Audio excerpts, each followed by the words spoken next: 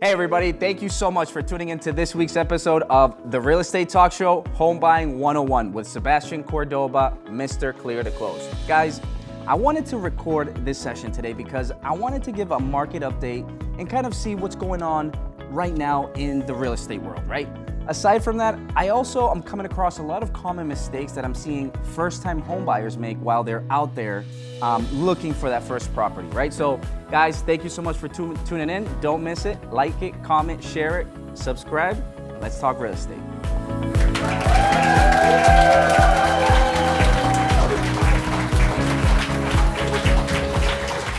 All right, guys, so what's going on right now in the real estate world, right? What we're seeing right now with mortgage interest rates is the Federal Reserve did come out at the beginning of September saying that the interest rates were supposed to come down before the end of this year, right? So we did see the interest rates dip for a little bit, but for the past 3 weeks, we have seen them climb up again, right?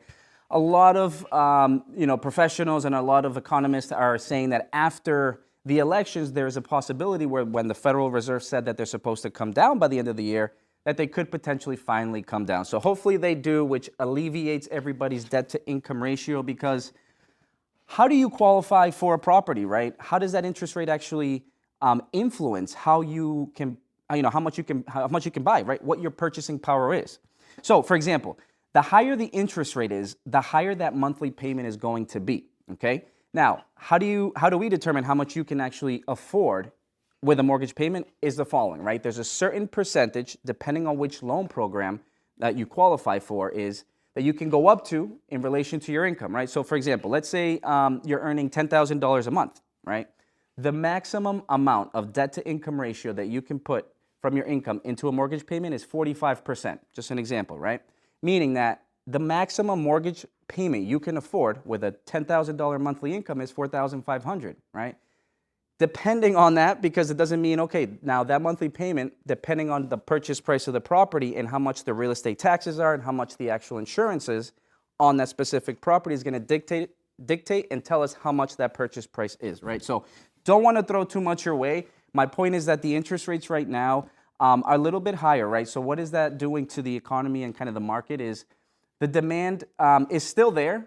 It dipped a little bit, but it's a great opportunity for you to get into the market, to take advantage that the supply is still the same. The demand dipped a little bit, where now you have a little bit more leverage. You have a little bit more ability to be able to negotiate and bring that purchase price down, or maybe ask for seller concessions, right? Seller credit. What's seller credit? So you can ask for seller credit from the seller to help you with the closing costs, right? So for example, let's say the seller wants $500,000 for a purchase price. You need $10,000 of help, right, to help you with the closing costs. Then you bump up the purchase price to $510,000. You ask for $10,000 in seller credit. In that seller credit, you can put towards the closing costs, right? So now you're only focused on the down payment on the full purchase price. So what are we seeing? Take advantage of it. I mean, right now, what you can always do is, listen, you get into a property, as long as you're comfortable with the numbers. The first step is to understand the numbers, right? Is how much is this monthly payment going to be? Am I comfortable with it, okay? Think about it as the worst case, right? Why? Because you're purchasing a home right now at X amount, let's say $500,000, okay? And you're purchasing at an interest rate right now where the market is X amount, okay? That's a worst case scenario, because in the future, when the market gets better, what you can do, right? What are you going to be able to do? You're going to be able to refinance to a lower interest rate and be able to bring that monthly payment to a lesser amount. At the same time, the value on that property should have gone up. Meaning, that's a win-win situation, right? You went from the worst case where you purchased the property for $500,000, right? You have an X amount for the interest rate with a monthly payment you're comfortable with. In a year or 2 years, when you refinance, you're going to have a lower interest rate, you can have a lower monthly payment, and now you're going to have some equity, extra money in your pocket, because the value on that home that you paid for $500,000 a year or 2 years ago now is, let's say, $525,000, depending on the market and how quickly it continues to go up. So what I always say is you can always refinance the interest rate, but you can never renegotiate the purchase price you bought the home for. So please, if you have the opportunity to buy a home, get into your home. It's never a bad time for you to buy your property.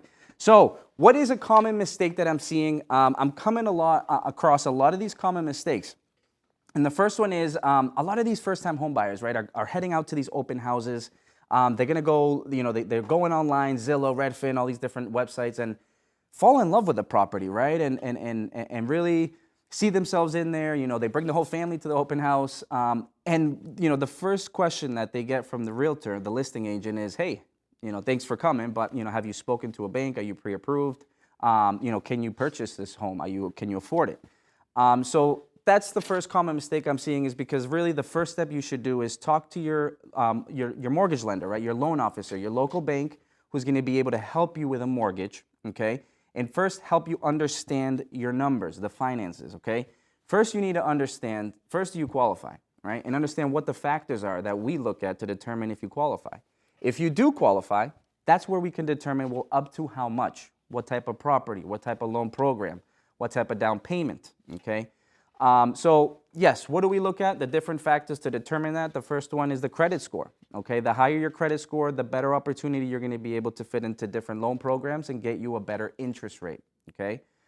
So definitely take care of your credit score. Minimum credit score is 580, but if we can get you higher than a 620, it's going to allow you to purchase the property with a lot less restrictions and a lot less reserves and a lot less that you have to show to the bank to make sure you qualify, okay? The other factor that we look at is the employment. Very important that you're working, right? It's very important that you have an employment, you're generating income to make sure you can afford this mortgage payment, right? Aside from that, very important that you've worked for the past 2 years, okay? Has to be consecutive. So a lot of people ask me, Sebastian, I've worked for 3, 4 jobs. I have to wait 2 years to be at my current job to be able to buy. No. If you worked at 2, 3, 4 different jobs over the past 2 years, but as long as they're all W-2 wage incomes, right? You're getting paid with W-2s per hour salary, so it's the same type of income pay. You just switch different jobs. Yeah, we're going to ask for an explanation what happened, but as long as that income's going up, it's going to make it easier for us to say, well, now he has a full or she has a full-time job. This is the new employment. It's very steady. What's the probability that they're going to continue earning the same amount of income? That's the next piece where we always do these verifications of employment with the employers. But that's if you have a credit score higher than 620, let's say, to make it easier, you have the 2 years of your of employment at the same employer, or maybe 2 or 3 different jobs, but no gaps of employment. Yes, you do qualify, right? The next step is to look at how much and in which loan program, okay? Because that's where then is my favorite part, is where I ask you for all of these documents, like your tax returns, your W-2s, your pay stubs, and if you earn overtime or commission, I want the last pay stub of 2024, 2023, or 2023, 2022, to be able to do that average and add it on top of your regular pay. Your bank statement, right? We want to make sure that you have enough money for the down payment and for the closing costs, and an ID and a social. But these are the documents we really need to then start and submit it and get it into underwriting, so we can get a full pre-approval, or any regular lender does, to be able to submit it into their underwriting department and get that approval, right? So very important to work with a mortgage lender to first go over all of these different factors, because yes, if you do qualify, great, then up to how much. Once we have that maximum purchase price that you can afford and that you qualify for, which loan program is going to determine what the minimum monthly payment is, right? It can be an FHA, where you only put 3.5%. It can be conventional, single family only 3%, or multifamily only 5% down. Or depending if you qualify on mass housing, a program where you can actually finance it at 100%, right? You're getting a grant from the state of Massachusetts to help you with the down payment and closing costs. So a lot of different options, so don't sell yourself short. Definitely talk to your local professional. Very important that you first talk to a mortgage lender to find out how much you can actually buy before you head out and fall in love with a property. So common mistake, please don't make it. Reach out, happy to answer any more questions. Next common error, is people are very focused on the purchase price, okay?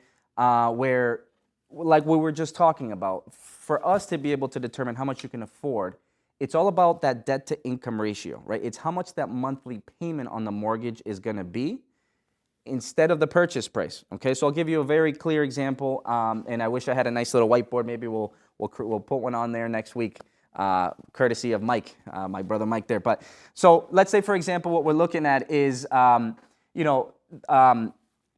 common mistake where you're looking at the purchase price and you're only focused on the purchase price, where you have to be very, very careful with what that monthly payment is going to be on that property, right? So for example, if you're looking at a $500,000 home, okay, and another $500,000 home, okay, same purchase price, let's say one is in Marlboro and the other one is in Boston, okay? And you come to me, Sebastian, I fell in love with this property in Boston, it's $500,000, I'm approved for $500,000, right? Well, let's take a look at the monthly payment, because as we know, the real estate taxes and the homeowner's insurance on the property in Boston typically are going to be higher than the real estate taxes and the homeowner's insurance here in Marlboro, okay? Meaning, you're going to have a little bit more flexibility with that monthly payment here in Marlboro and be able to qualify for that $500,000 home, versus looking at a property with the same purchase price but with a lot higher monthly payment with the real estate taxes and the homeowner's insurance. So please, very important that you guys work with your mortgage professional, also work with the realtor, because when you have a good team, everybody's looking at the numbers with you, okay? It's a matter of understanding, okay, this is the purchase price, this is the down payment, this is what's the monthly payment's going to be.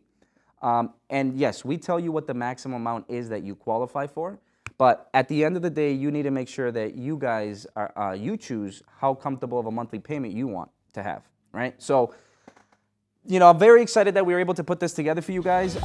Please reach out with any questions. We're going to put everything down below. But again, thank you again for tuning in this week. I'm very excited, and thank you so much. God bless, guys.